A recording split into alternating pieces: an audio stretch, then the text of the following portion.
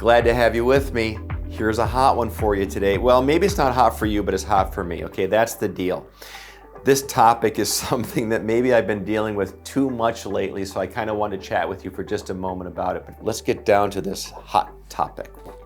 I really think that what was just told to you, that you should get a second opinion.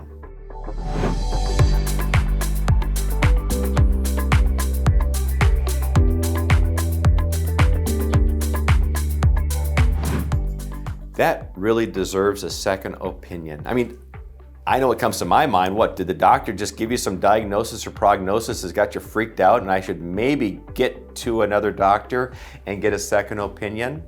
So here's where I'm going with this, you guys. Here's what we're faced with. I'm a commercial broker. We deal with some pretty large assets, okay? Multi-million-dollar assets.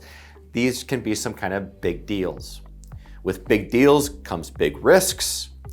And you want to make sure, as you've heard me talk about, that you got yourself surrounded by some good, smart people that are giving you good advice. Lately, I've had some situations that we've entered into where some clients of mine have not been getting good advice. It puts us in a tricky position because for someone who really cares about their fiduciary responsibility, we really take it seriously to make sure that we're guiding our clients properly. My goodness, I mean, if I screw this up, I can actually lose my license, lose my livelihood, and I want to give proper representation, but then I'll have somebody enter in to a transaction and give some bad advice. So the message here, you guys, is be careful for bad advice. Be careful for misinformation. Now, is our world full of this? Yeah. Goodness gracious, is it ever? Misinformation, disinformation. Okay, I'm just learning the definition of all of these. But we've got a lot of bad information out there, a lot of bad advice. So what do? Well, get another opinion.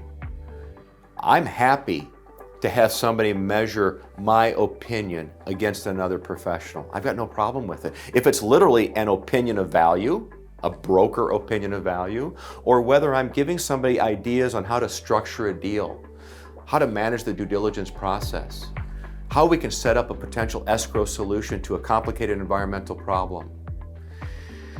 What's the protocol? What are the customary standards within a particular transaction? Now, we've only done this 1,000 times or so I'd like to think we kind of know what we're doing.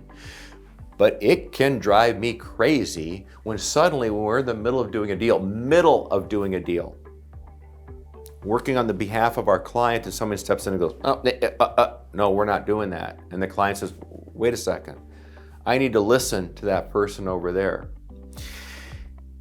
And it's enough to drive us nuts because it's like, no, it's not in your best interest. It's bad information. It's bad advice, misinformation. So the bottom line here is be pragmatic, be prudent, take your time, make sure you're understanding everything in front of you. When we lay out information, many times, you guys, just so you know, in our world, there will be an attorney or added with a tax attorney, added with a CPA, added with an environmental engineer, or the lawyer for the title company, because we're dealing with complex issues that we need to solve.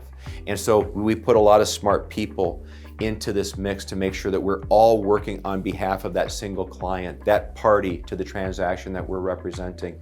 That's a great way to mitigate the risk of bad information when you're putting a lot of smart people together working on behalf of a single individual or a party to the transaction. So something to think about. That's really what I'm here for. I want to teach and train a little bit and bring up some issues that we deal with every day.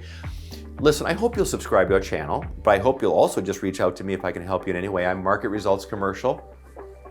We are resultscommercial.com, and I am very glad to have you with me today. So thanks for joining me.